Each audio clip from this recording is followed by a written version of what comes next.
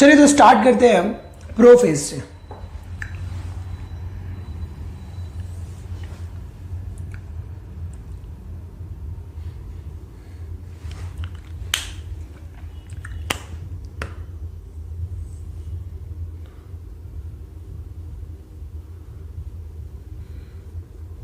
ठीक, ये क्या है? न्यूक्लियस। ओके,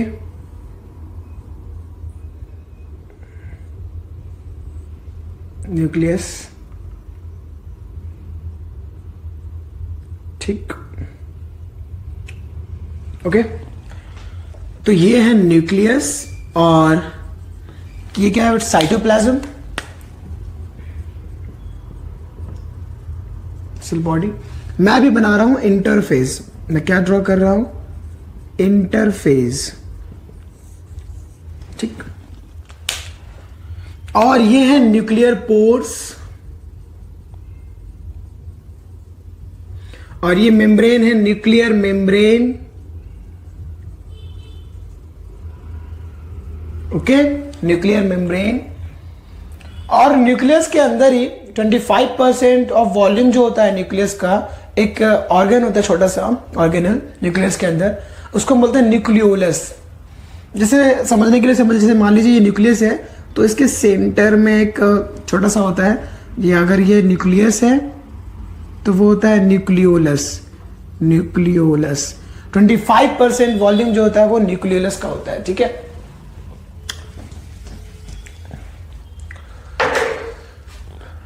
तो न्यूक्लियस और वो था न्यूक्लियोलस। ठीक है, ये इंटरफेज है और इसमें रहते हैं इस तरीके से।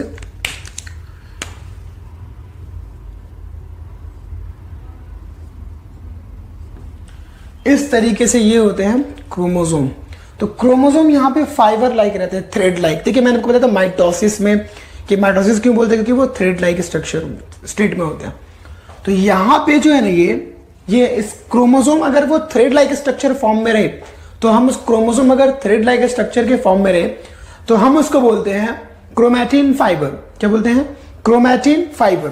तो यहां पे ये क्या है? Chromatin fibre. Chromatin fibre, chromatin fibre. हम क्या पढ़ रहे हैं? हम पढ़ रहे हैं माइटोसिस। ठीक है, माइटोसिस। तो क्रोमैटिन फाइबर। ठीक, अब मैं बात कर रहा हूं अर्ली प्रोफेज की। ठीक है, अर्ली प्रोफेज की। तो इस अर्ली प्रोफेज में क्या होता है? अर्ली प्रोफेज, प्रोफेज में भी बोल दिया गया अर्ली प्रोफेज और late prophase. Early prophase and late prophase. ठीक है, अर्ली प्रोफेज में ये जो न्यूक्लियर मेम्ब्रेन है ये डिसएपियर होने लगते हैं। क्या होने लगते हैं? डिसएपियर होने लगते हैं। तो ये जो है न्यूक्लियर मेम्ब्रेन अभी क्या होने लगा? डिसएपियर होने लगा। ठीक है, न्यूक्लियर मेम्ब्रेन स्टार्ट्स डिसएपियरिंग। क्या? Nuclear membrane and nucleolus. Nucleolus और इसमें बहुत सारे गोल्गी एपरेटस और भी चीजें रहती हैं, तो वो सारे क्या होते हैं? डिसएपियर लगते हैं। Nucleolus, Golgi apparatus starts disappearing, starts disappearing। ठीक है, वो डिसएपियर होने लगते हैं। और जो क्रोमैटिन फाइबर है, क्रोमैटिन फाइबर वो कंडेंस्ड होने लगते हैं। कंडेंस्ड होंगे, कंडेंस होना मतलब क्या? छोटा होना, मतलब जो फाइबर लाइक होते हैं वो कंडेंस्ड हो जाते हैं, और कंडेंस्ड हो गए वो छोटे छोटे ही दिखते हैं। ठीक है, तो वो क्या हो जाएंगे? कंडेंस्ड हो जाएंगे। इस तरीके से वो कंडेंस्ड हो जाते हैं। ठीक है, कहीं कहीं पे फिगर का क्रोमोसोम को इस तरह से भी दिखाया गया है, तो डोंट बी कंफ्यूज कि क्या है, कुछ नहीं, बस इस तरह से आप दिखा सकते हैं या फिर आप ऐसे भी दिखा सकते हैं। ठीक, इस तरीके से आप दिखा सकते हैं। ठीक है, तो अलग अलग तरीका है। तो ये क्रोमोसोम जो है अभी क्या हो गए? कंडेंस्ड हो गया। तो condensation of condensation of chromosome takes place. Okay, chromosome का कंडेंसेशन होता है, ठीक है। Centriole migrates towards the, centriole बता देते हैं, सेंट्रियोल्स, देखो मैंने आपको बताया था सेंट्रियोल के बारे में, ठीक है। यहाँ पे भी बना दीजिए, ये क्या है, ये स्ट्रक्चर को क्या बोलते हैं हम लोग, सेंट्रियोल्स, ठीक है, सेंट्रियोल्स, ठीक है। ये ऐसे स्ट्रक्चर होते हैं जो स्पिंडल का फॉर्मेशन करते हैं, ठीक है। तो centrioles moves towards opposite poles, opposite poles. Centriole क्या करने लगते हैं, मूव करने लगते हैं ऑपोजिट पोल की तरफ, ठीक है। ये ऑलरेडी डिवाइड हो चुके होते हैं इंटरफेस में, हम डिस्कस कर चुके हैं, सेंट्रियोल ऑलरेडी डिवाइड हो जाते हैं इंटरफेस में। तो मैं यहाँ पे कुछ इस तरह से दिखा रहा हूँ कि ये मूव कर रहे हैं अपोजिट पोल की तरफ, मूव कर रहे हैं, ठीक है, ठीक है, अपोजिट पोल की तरफ मूव कर रहे हैं, अपोजिट पोल की तरफ मूव कर रहे हैं, ठीक। अब लेट प्रोफेज, अब मैं बात करता हूं लेट प्रोफेज की, ठीक है। अब बात करते हैं हम लेट प्रोफेज की, ठीक है, लेट प्रोफेज की।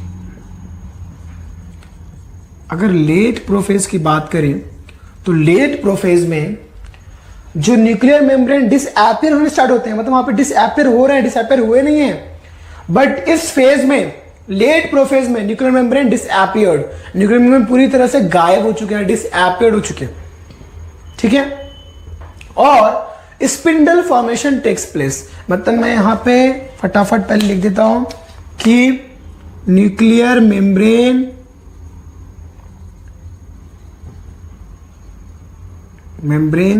disappeared, okay, nuclear membrane disappeared, okay, and centrioles reached to the opposite poles, okay, opposite poles पे centrioles क्या हो चुका है, पहुंच चुका है अभी, ठीक है। सेंट्रियोल्स अपोजिट पोल की तरफ पहुंच चुका है, ठीक है। और क्या बोला, spindle formation takes place, spindle formation takes place, spindle formation takes place, ठीक है। Spindle formation means like fiber like spindle बनाना, उसको बोलते हैं spindle formation, just like that. देखिए देखिए इस तरह से वो बनाते हैं, इसको ही हम लोग बोलते हैं स्पिंडल फॉर्मेशन, ठीक है, स्पिंडल फॉर्मेशन टेक्स्ट, ये जो बन रहा है। तो गाइस यहाँ पे स्पिंडल फॉर्मेशन जब बनता है तो यहाँ पे भी छोटे छोटे स्पिंडल इस तरह से रहते हैं, यहाँ पे इस तरह से, ठीक है।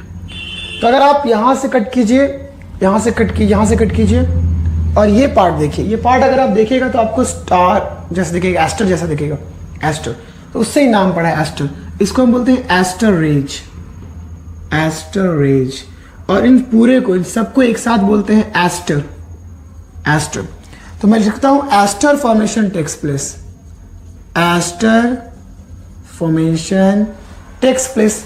एस्टर का फॉर्मेशन भी बनने लगता है यहाँ पे, ठीक है।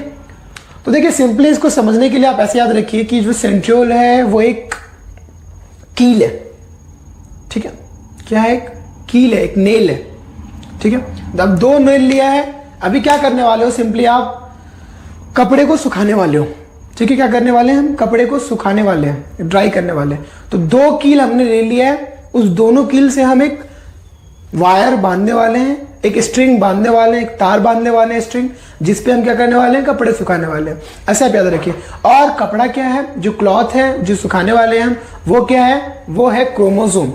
क्या है वो, क्रोमोसोम। तो अब यहाँ पे क्या हो गया, क्रोमोसोम जो हो गया, हमने मतलब हमने कपड़े को इस तार पे डाल दिया, ठीक है। समझने के लिए हमें रखिए कि हमने क्या किया, कपड़े को उस स्ट्रिंग पे, उस स्पिंडल फाइबर पे डाल दिया। तो यहां हमने इसको डाल दिया, ठीक है,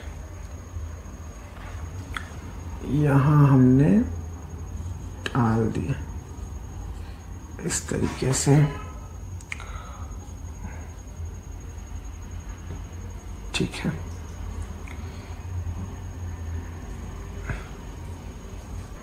ठीक है, तो यहाँ पे डाल दिया। और हाँ, यहाँ आप थोड़ा सा करेक्शन कर लीजिएगा गैस, थोड़ा यहाँ पे भी हम जो है ना इस तरीके से बनाएंगे, मतलब इस तरीके से, ठीक है। यहाँ पे इस तरीके से, ठीक। तो ये था हमारा लेट प्रोफेज, ठीक है। अब यहाँ पे हम एक और पॉइंट लिख देना आप, chromosome attach to spindle fibre, chromosome attached with spindle fibre.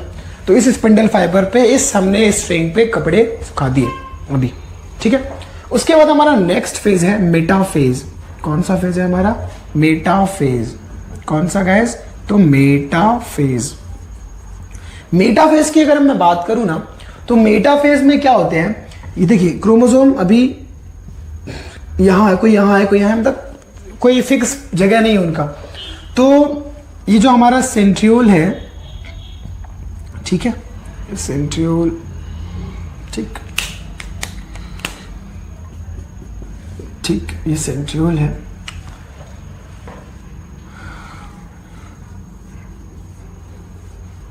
ठीक है। तो सेंट्रियोल है अभी इस साइड से, ये आप जो मिड पॉइंट इसका ये है, इसको हम बोलते हैं इक्वेटोरियल प्लेन। क्या बोलते हैं? इक्वेटोरियल प्लेन या फिर प्लेट, जो बोल दीजिए प्लेट। इसको मेटाफेजिक प्लेट भी बोलते हैं, मेटाफेजिक प्लेट, क्योंकि मेटाफेज में होता है मेटाफेजिक प्लेट। इस सारे के सारे क्रोमोसोम इस लाइन पे आ जाते हैं, मीन्स जो भी क्रोमोसोम थे ना वो इस तरीके से यहां पे अटैच हो जाएंगे। मीन्स आपने क्या किया है, उन कपड़ों को अच्छे से एक जगह पे सीक्वेंस में सूखने को रख दिया, अलग अलग जो स्ट्रिंग था अलग अलग वायर पे रख दिया। हो सकता है आपके घर पे कोई गेस्ट आने वाले हो तो उनको अच्छा लगे, है कि नहीं? गेस्ट आते तो सारी चीज़ें हम क्या अपनी जगह पे रख देते हैं, हर चीज़ को सीक्वेंस में रखते हैं। तो हो सकता है आपके घर पे गेस्ट आने वाले हो तो आपने क्या किया हो, उस कपड़ों को थोड़ा अच्छे से सीक्वेंस से रख दिया, ठीक है, समझने के लिए ले लीजिए। तो उस तरह से हमने रख दिया। अब नेक्स्ट फेज है हमारा एनाफेज। नेक्स्ट फेज क्या है? एनाफेज। अगर हम बात करेंगे एनाफेज की, किसकी? एनाफेज की, ठीक है। अगर हम एनाफेज की बात करें तो एक एग्जांपल लीजिए कि बच्चे क्या हो गए हैं, घर पे बच्चे हैं और वो छत पे खेल रहे हैं जहां पे हमने कपड़े सूखने को रखे। अब बच्चों ने क्या किया, वो स्ट्रिंग दोनों तरफ से खींचना चालू कर दिया। स्ट्रिंग को क्या कर दिया? खींचना चालू कर दिया उन दोनों ने, ठीक है। यहाँ पे दोनों तरफ नेल है, ठीक है। अब वो दोनों तरफ से क्या कर रहे हैं, स्ट्रिंग को खींच रहे हैं। और उस स्ट्रिंग में क्या था? उस स्ट्रिंग में है क्रोमोसोम, ठीक है। अब क्या कर रहे हैं, वो स्ट्रिंग को खींच रहे हैं, ठीक। तो जब स्ट्रिंग को खींचेंगे तो वो क्या होगा, ऑब्वियसली फट जाएगा। तो वहां पे स्ट्रिंग जो था वो थोड़ा स्ट्रांग था, तो स्ट्रिंग की जगह क्या फट गया? कपड़ा ही फट गया। 1 से 2 हो गया वो, है कि नहीं? समझने के लिए समझ जाइए। तो जो क्रोमोसोम्स हैं वो क्या हो रहे हैं, दोनों तरफ से फोर्स लगता है, ठीक है, दोनों तरफ से फोर्स लगता है, ठीक है। वो फोर्स की वजह से जो क्रोमोसोम है, ठीक है, फोर्स की वजह से जो क्रोमोसोम है वो इस तरीके से एक पार्ट यहां और एक पार्ट यहां, इस तरीके से हो जाता है, ठीक है।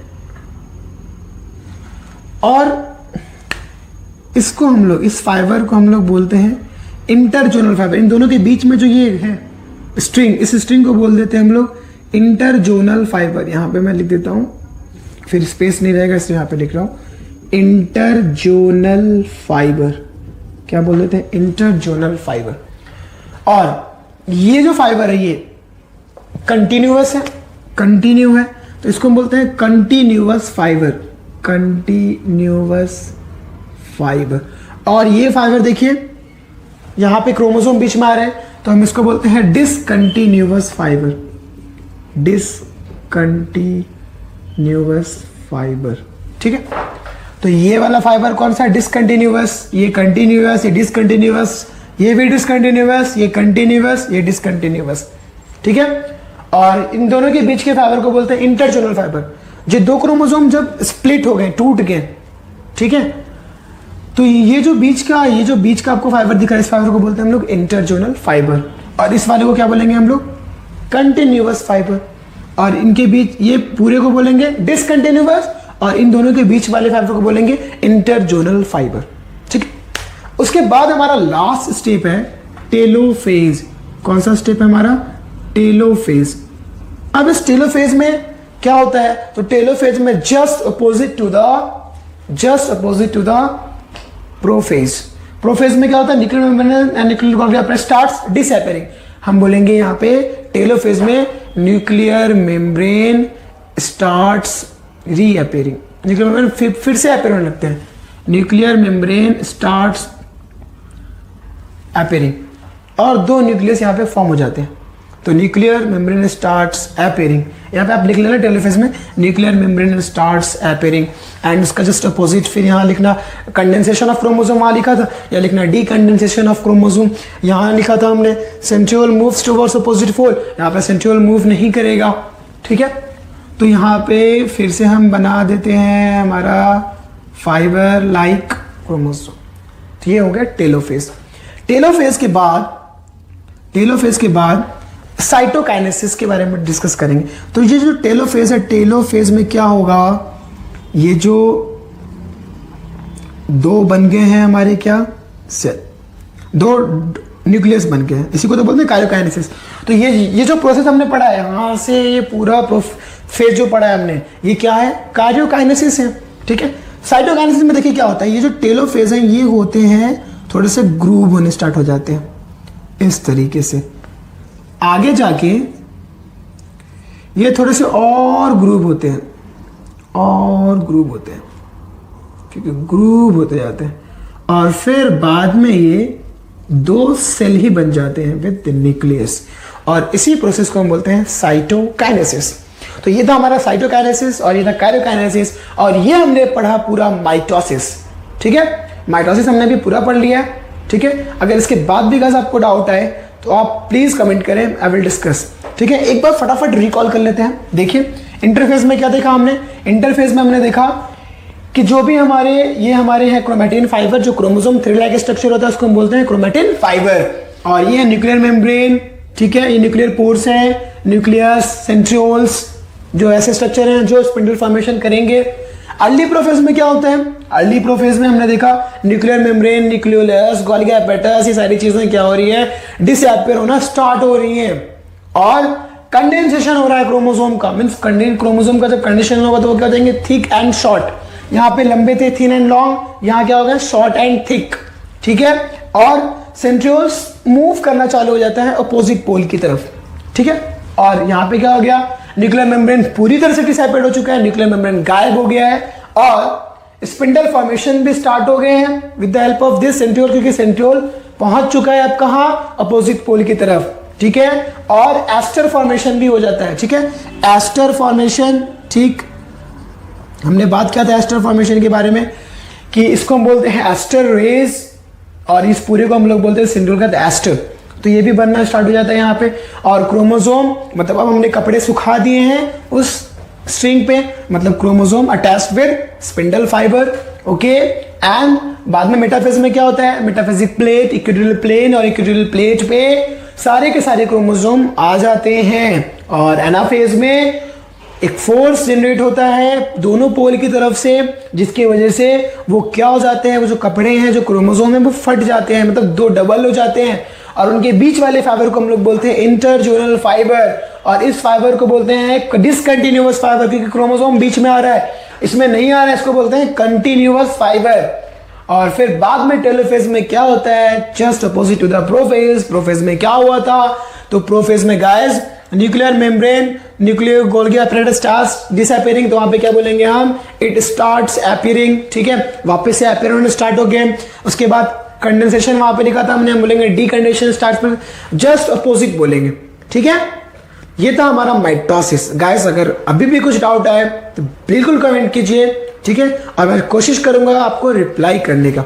ओके, नेक्स्ट वीडियो में हम नेक्स्ट सेशन में आगे की बातें डिस्कस करेंगे, मियोसिस और माइटोसिस, इसको डिस्कस करेंगे। ठीक है, थैंक यू।